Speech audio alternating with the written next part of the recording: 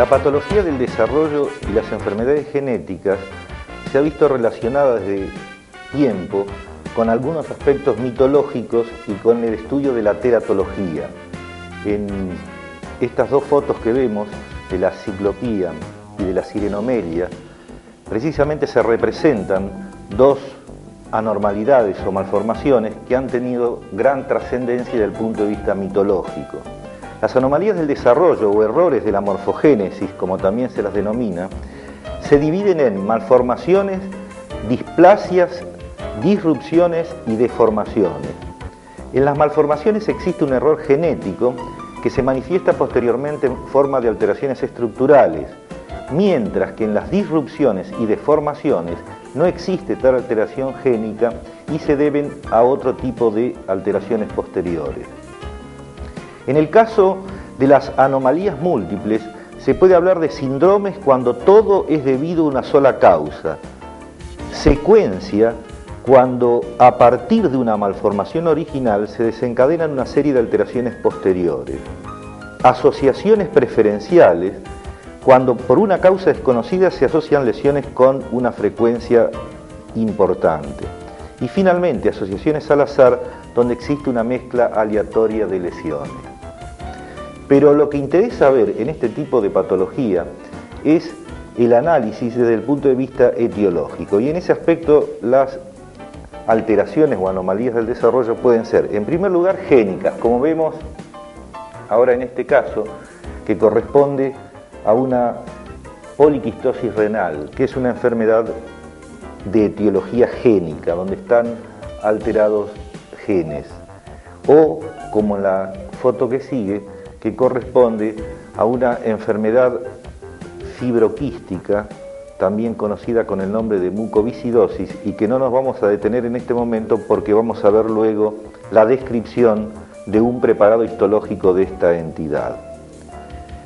En segundo lugar, desde el punto de vista etiológico tenemos las enfermedades cromosómicas, y aquí entran en juego una serie de síndromes, los más importantes, como en este caso el síndrome de Down o trisomía 21, donde se puede observar la inclinación mongoloide a nivel palpebral, la macroglosia, la braquicefalia y las orejas arrepolladas. Todas estas características fenotípicas nos están hablando de una alteración cromosómica que en este caso corresponde a la trisomía 21. Dentro de las alteraciones que también tienen estas trisomías, vemos en la foto siguiente la presencia de una alteración en los pliegues de la mano como el pliegue palmar único. Y a nivel de vísceras se pueden observar malformaciones como la que vemos ahora correspondiente a una comunicación interventricular. El segundo grupo de síndromes, o el segundo síndrome de importancia, es la trisomía 13 o síndrome de Patau. En este caso lo que vemos fundamentalmente a nivel de la cara es una fisura de la línea media. Otro tipo de patología observada es como la que vemos en este momento, que es la presencia del ónfalocele. El ónfalocele es una alteración que se observa en este tipo de trisomía 13 o síndrome de Patau. Otro tipo de alteraciones que se puede ver es la presencia de ojo único, que puede ser ciclopía, como vimos en la primera foto, o sinoftalmía, como corresponde en este caso. Se denomina sinoftalmía por el hecho de que no es un ojo absolutamente único, sino que está fusionado en su parte media, como lo vemos en la foto macroscópica del mismo, donde se pueden reconocer una sola estructura ocular, pero dos córneas claramente definidas. El tercer síndrome trisómico es el síndrome de Edwards, que corresponde a la trisomía 18. Una de las características fenotípicas fundamentales está dado por una hipoplasia del maxilar inferior, que permite esta forma especial de la cara como la que estamos viendo en esta foto. Otro tipo de alteración es la superposición de los dedos, el quinto sobre el cuarto y el segundo sobre el medio. que es una característica también fenotípico de esta trisomía 18 o síndrome de Edwards. Y finalmente, dentro del grupo de las monosomías, una importante es el denominado síndrome de Turner. Una de las características macroscópicas, fenotípicas más importantes está dado por el higroma quístico, que son esas especies de bolsas laterales que vemos ahí en el cuello, en este caso correspondiente a un síndrome de Turner. Dentro de las alteraciones viscerales es dable observar el riñón en herradura, que es lo que estamos viendo acá, que corresponde entonces a un síndrome de Turner. Hemos visto entonces alteraciones desde el punto de vista etiológico, génicas y cromosómicas. Existen también otras que son multifactoriales, y en ese sentido, una de las malformaciones más frecuentes, como es la anencefalia, es una malformación multifactorial, en realidad de etiología desconocida. Vemos varios casos de anencefalia, que es una malformación, repetimos, relativamente frecuente. En la siguiente vemos la anencefalia con la craneorraquisquisis, que es una asociación en este tipo de malformación. El último factor etiológico importante a considerar son las enfermedades o malformaciones de origen disruptivo, donde la parte mecánica juega un rol importante. Se pueden producir por bridas, por adherencias e incluso también por otras enfermedades como rubiola o enfermedades metabólicas. Acá estamos viendo una alteración disruptiva donde se ve que falta la piel y parte del cráneo por una adherencia con el tejido placentario. Es decir, eso es lo que ha producido la alteración, esta alteración de etiología disruptiva. En la foto siguiente vemos con mayor claridad cómo este tejido placentario ha lesionado o alterado esa parte cefálica del feto. Otro tipo de alteraciones disruptivas, como dijimos, pueden ser de etiología metabólica, como en este caso, donde se ve una regresión caudal total, faltan por completo la parte abdominal inferior y miembros inferiores, debido a diabetes materna. En este caso lo que estamos viendo es una secuencia por agenesia renal, un Potter, que es una alteración de observación con cierta frecuencia. Recordemos que una secuencia, también llamada cascada o anomalada, es el hecho de que a partir de una malformación original se desencadena una serie de alteraciones posteriores, siempre referida, reiteramos, a partir de una malformación original. La causa de muerte más común en estos casos es la hipoplasia pulmonar. De todo lo que hemos observado, reconocemos la importancia del estudio génico y cromosómico para el entendimiento de este tipo de patología, que está muy relacionada con lo que hoy se denomina medicina prenatal. En ese sentido, la parte de técnicas en genética contribuyen fundamentalmente al estudio de estas afecciones. Es por eso que ahora se va a hacer referencia al aspecto técnico desde el punto de vista del estudio genético.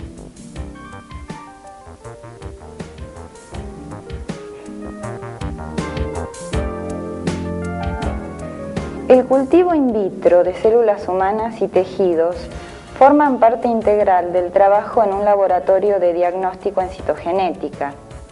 Las células en división espontánea para preparaciones cromosómicas se hallan solo en tejidos de rápida proliferación. En general, el estudio se hace sobre sangre entera heparinizada, dado que es más fácil de obtener y solo requiere de 48 a 72 horas de cultivo con mitógeno. Sin embargo, los cultivos de sangre periférica tienen el inconveniente de su corta vida, por lo cual hay que alimentarlos. Otro tejido comúnmente usado es la biopsia de piel, que en general se usa para estudios de mosaicismo. En este caso, el tipo celular que prevalece es el fibroblasto. El tercer tipo celular, frecuentemente usado para estudios citogenéticos, es el de tejido amniótico. El mismo se obtiene por amniocentesis, que consiste en punción y extracción del líquido amniótico. Es importante destacar que todos estos estudios descritos se llevan a cabo cuando una anormalidad ha sido reconocida clínicamente. El lugar de trabajo. El lugar preferencial para trabajar es el flujo laminar.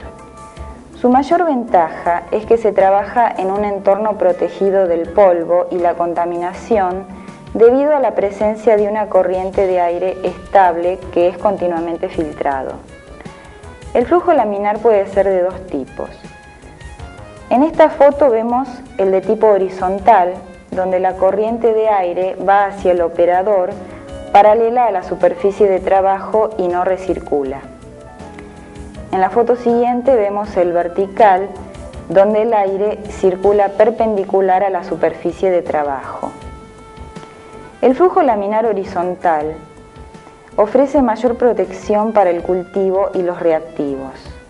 El vertical, en cambio, brinda mayor protección al operador. Este último se usa cuando se trabaja con radioisótopos, mutágenos, cultivos de células humanas o primates, cultivos infectados con virus. Como vemos en los esquemas siguientes, hay una corriente de aire estéril en la cabina que está marcada con flechas en blanco y una corriente de aire no estéril que está marcada con flechas en negro. El manejo de los materiales se debe hacer bajo el flujo de aire estéril. En este estamos viendo el flujo de aire horizontal. En la figura siguiente vemos el flujo de aire vertical, o sea, perpendicular al área de trabajo. Estos lugares cuentan también con tubos de luz ultravioleta para esterilizar el aire y la superficie de trabajo, pero dicha luz se deja prendida un rato antes y un rato después de usar el flujo laminar mientras no haya gente trabajando en el recinto. Los materiales usados para cultivo de células son, como vemos en esta foto, frascos. En general los más usados son de 25 o de 50 centímetros cúbicos. Las tapas de los mismos deben aflojarse cuando se incuba en la estufa gaseada para permitir el intercambio de dióxido. También se utilizan placas multipocillos. Estas placas son para cosechas in situ. Y también tubos de distintos volúmenes. La esterilización del material. La esterilización se hace por tres métodos que dependen del tipo de material a utilizar. El primero es la radiación. El material de plástico es el que se somete a radiación gamma porque no resiste altas temperaturas. Luego tenemos el esterilizado por calor. Puede ser por calor seco en estufa, que es para material de vidrio resistente a altas temperaturas, ya que se somete a 160 grados durante 60 o 90 minutos. El calor húmedo se hace por autoclave a una atmósfera de presión por 15 o 20 minutos, y por este método se esterilizan guantes de látex, ciertos tipos de plástico y soluciones salinas como los buffers. Y finalmente tenemos el filtrado. Los filtros son usados para esterilizar suero y medio de cultivo, ya que el calor puede desnaturalizar algunos de sus componentes. Los filtros tienen poros menores al tamaño de los microorganismos que usualmente contaminan los materiales. Esto es poros de 0,22 a 0,45 micrones.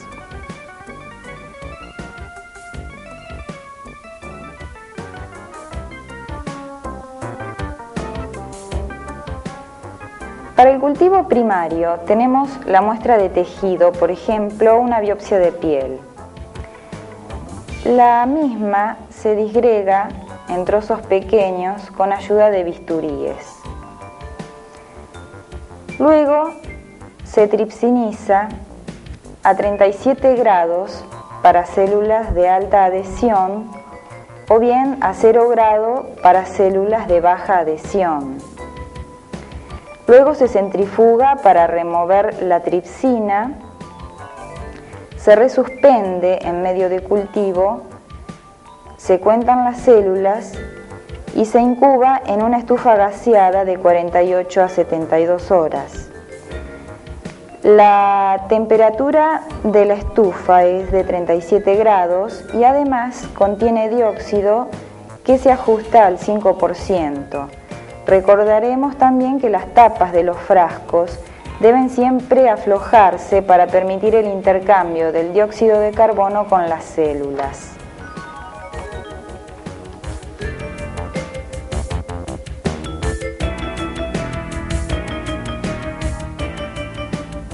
El primer paso para congelado es cosechar las células en fase exponencial. Luego se resuspenden en el medio de congelación que contiene medio de cultivo, suero fetal bovino y glicerina. Se guardan luego en ampollas especiales llamadas crioampollas. Estas crioampollas se van a enfriar gradualmente a 0 grado, a menos 20, a menos 70 y en nitrógeno gaseoso. Esto es para que los cristales que se forman no dañen la célula. Si luego se desea descongelar, el proceso se hace rápidamente a 37 grados y se pueden entonces contar células viables en cámaras de Neubauer. Finalmente, se agregan en medio de mantenimiento y se incuban en estufa gaseada.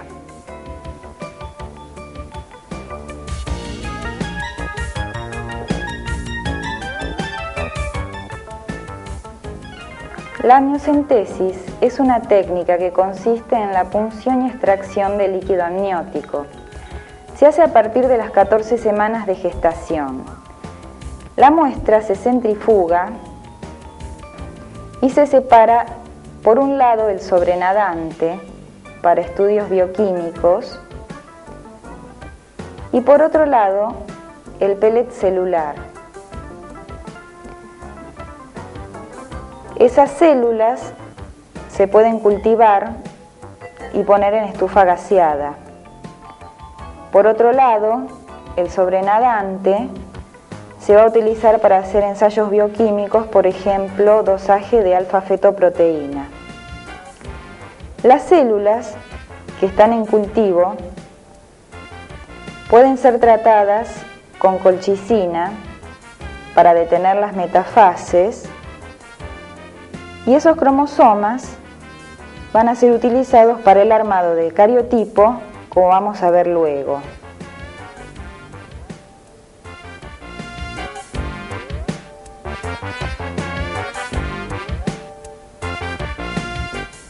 Para el armado del cariotipo, el primer paso es cosechar en mitad de fase logarítmica a las células.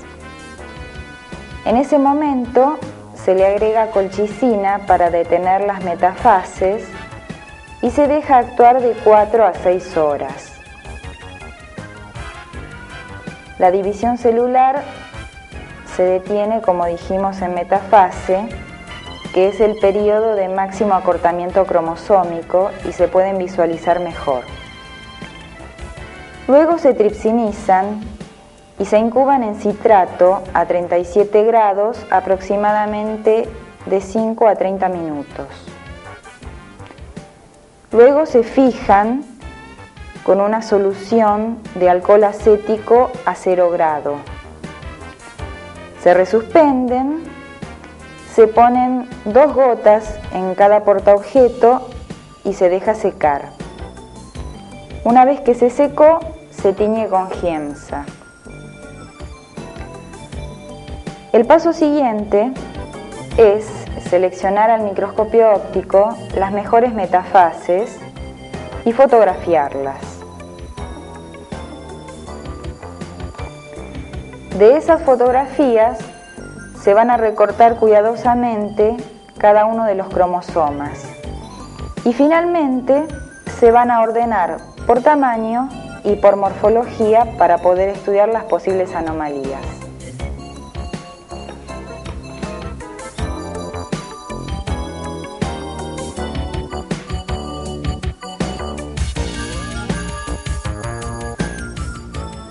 Este preparado histológico corresponde a un órgano caracterizado por la presencia de numerosos lobulillos separados por tractos conectivos. Se puede apreciar en aumento panorámico la presencia de conductos más grandes y dilatados. Si observamos con mayor aumento, vamos a ver que estos acinos se hallan revestidos por células cúbicas con núcleos en posición basal. Y vemos acá la presencia de estos conductos. También existen unos sectores que corresponden a formaciones redondeadas compuestas por cordones celulares, como lo que vemos aquí, de citoplasma anfófilo y relacionado íntimamente con estructuras capilares. Es decir, esto corresponde a islotes de Langerhans. Con esto hacemos el diagnóstico de tejido pancreático.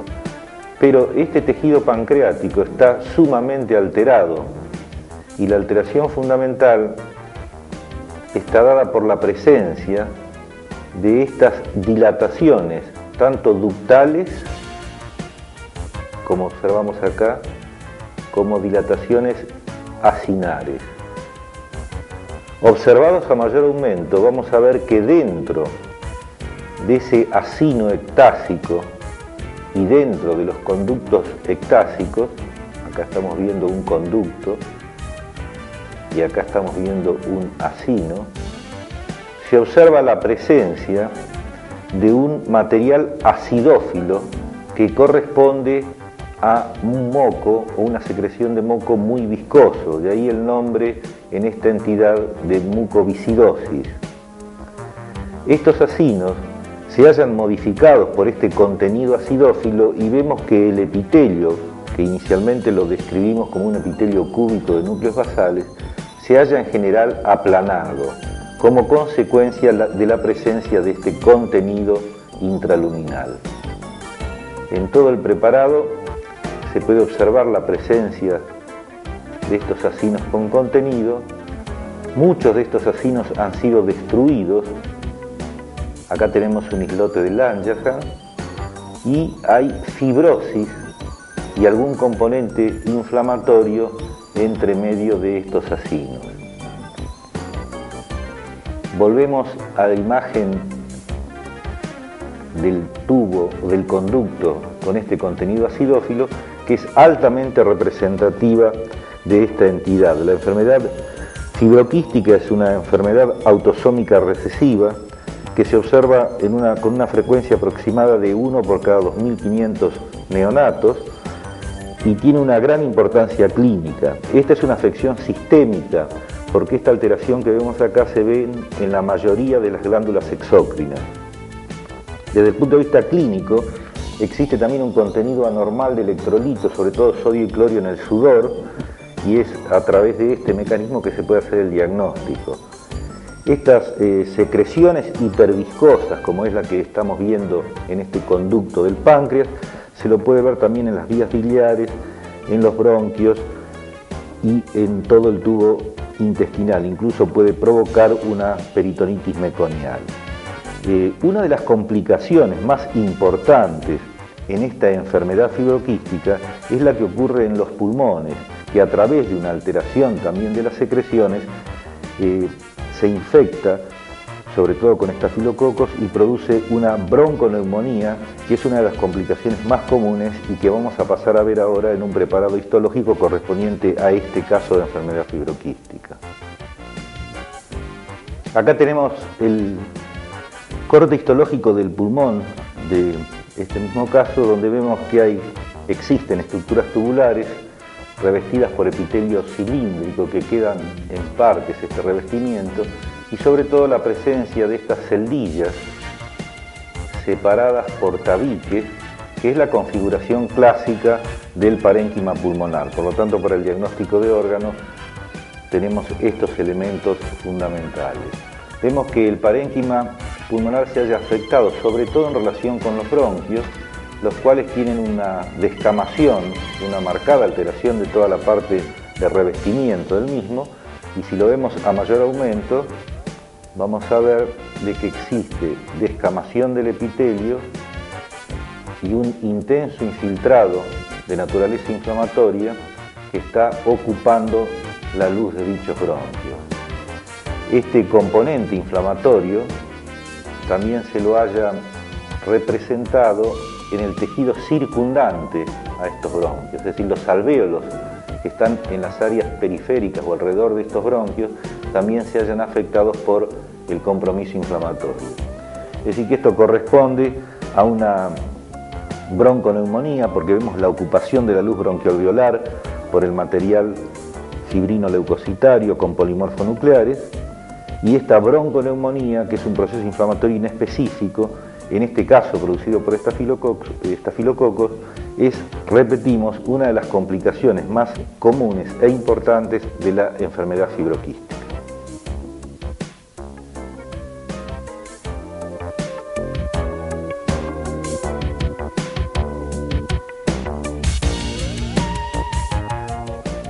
En este preparado histológico vemos la presencia de dos tipos de tejidos, uno que corresponde al que está señalado en esta parte, que es un epitelio plano estratificado con marcada queratinización, y por debajo de este epitelio vemos un tejido conectivo en toda la parte del preparado que está ubicado por debajo del epitelio. También se observa que a partir de este epitelio existen algunas estructuras anexiales de tipo cutáneo. Esto permite hacer el diagnóstico de piel. Esta piel la vemos modificado por las siguientes alteraciones histológicas. En primer lugar, hay una gruesa banda de hiperkeratosis. Toda esta zona corresponde a la hiperkeratosis.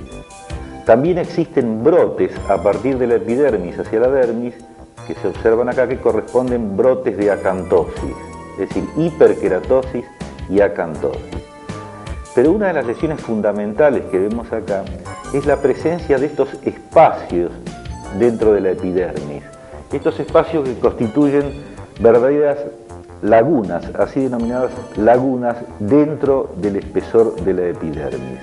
Si observamos con mayor detalle estas lagunas, vamos a ver que dentro de ellas, acá tenemos las lagunas, dentro de ellas existen una serie de cuerpos de citoplasma acidófilo que no son más que células acantolíticas con fenómenos disqueratósicos. Acá lo estamos viendo dentro del contenido de la laguna y vemos estos cuerpos redondos que son también elementos celulares de núcleos grandes y un citoplasma acidófilo homogéneo. Seguimos observando la estructura de la laguna y un detalle importante, que el epitelio que queda residual o la epidermis residual dentro o circunscribiendo la laguna tiene un aspecto de tipo papilar o vellositario dentro de la laguna que hemos descrito. Fíjense cómo tiende a formar una papila o una vellosidad. Seguimos viendo estas células disqueratosis y disqueratósicas. Acá vemos otra vez la imagen de la laguna y la banda o el sector marcado de hiperkeratosis. Volvemos a pasar a un aumento panorámico y en forma de resumen decimos que esto corresponde a un preparado de piel cuya alteración fundamental es la presencia de una cavidad o una laguna acantolítica dentro de la epidermis que tiene un revestimiento de tipo papilar que le da un aspecto vellocitario y que contiene células disqueratóxicas en formas de cuerpos redondos y granos dentro de la laguna y en relación con la epidermis. Esta enfermedad es la enfermedad de Darrier y es una enfermedad, una genodermatosis que se presenta en forma autosómica dominante, donde lo fundamental es un trastorno de la queratinización.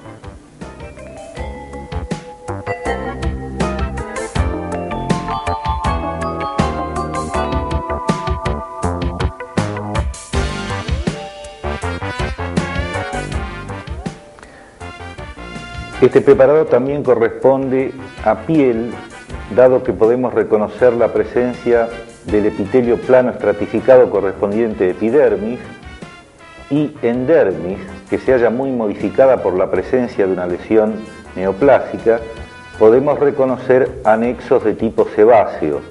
Vamos a verlo a mayor aumento, la presencia de estos remanentes de acinos sebáceos.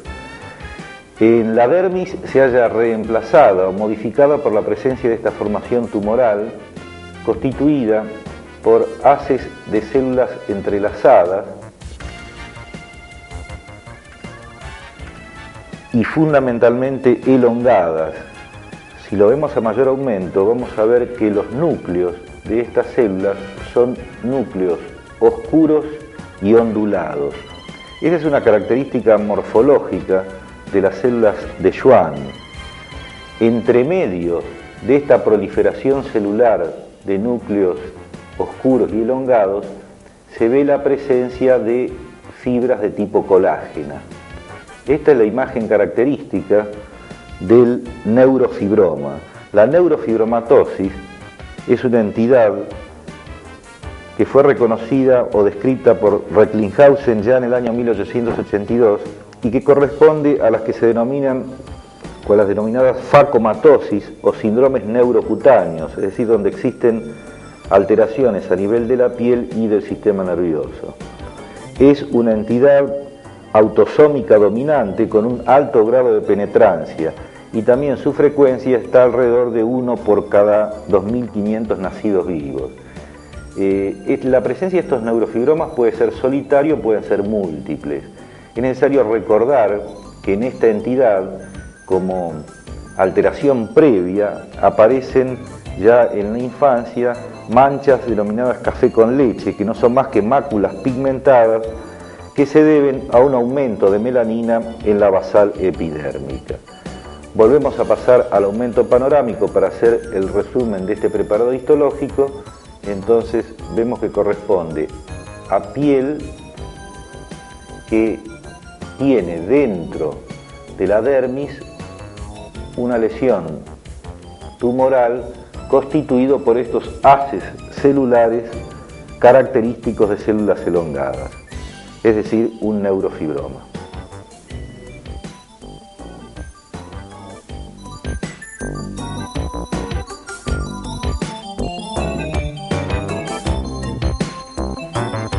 El caso que vamos a ver ahora corresponde a un paciente de 3 años de edad al cual se le diagnostica un tumor endocular y ecográficamente se le hace el diagnóstico de retinoblastoma. Luego vamos a ver que existen características morfológicas que permiten apreciar bien el diagnóstico ecográfico.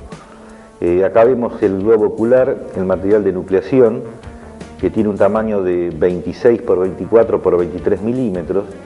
Lo más importante destacar es que toda la parte vítrea, es decir, todo el globo ocular, se haya ocupado por un contenido que es blanco, gredoso y friable y que está destruyendo y ocupando toda la cavidad ocular. Este aspecto blanquecino es muy característico de esta tumoración que es la del retinoblastoma. Vamos a ver el preparado histológico correspondiente a esta pieza macroscópica. Identificamos que se trata de globo ocular porque reconocemos acá la zona correspondiente a la córnea, con sus capas, su epitelio, su estroma y su parte correspondiente al endotelio y membrana de Semet, esto que corresponde a la cámara anterior. Luego vemos la zona correspondiente al iris, pero ya a partir del iris y hacia la parte posterior, acá estamos viendo el cristalino. Decíamos que ya a partir de esta zona hacia la parte posterior, vemos que toda la cavidad se halla ocupada por un tejido que está constituido por células de núcleos muy hipercromáticos, con un aspecto de tipo linfoide, digamos así, desde un punto de vista general. Vemos que este tumor tiene extensas áreas de necrosis, está bien vascularizado, las paredes vasculares están sobreteñidas de un color basófilo. Si vemos esto a mayor aumento, vamos a ver cómo los vasos tienen este color basófilo intenso. Eso se debe a la incrustación de la pared vascular por depósitos de ácido desoxirribonucleico, es una de las características de este tumor. Alrededor de los vasos existe tumor viable y en el resto vemos que existen grandes áreas de tejido necrótico. Si analizamos a mayor aumento, vamos a ver que las células constitutivas de este tumor son células pequeñas, de núcleos muy oscuros, muy hipercrómicos. No existe en este tumor ninguna diferenciación particular, es decir, no existe la formación de rosetas. Por lo tanto, este es un retinoblastoma de tipo indiferenciado. Seguimos viendo las características celulares de este tumor.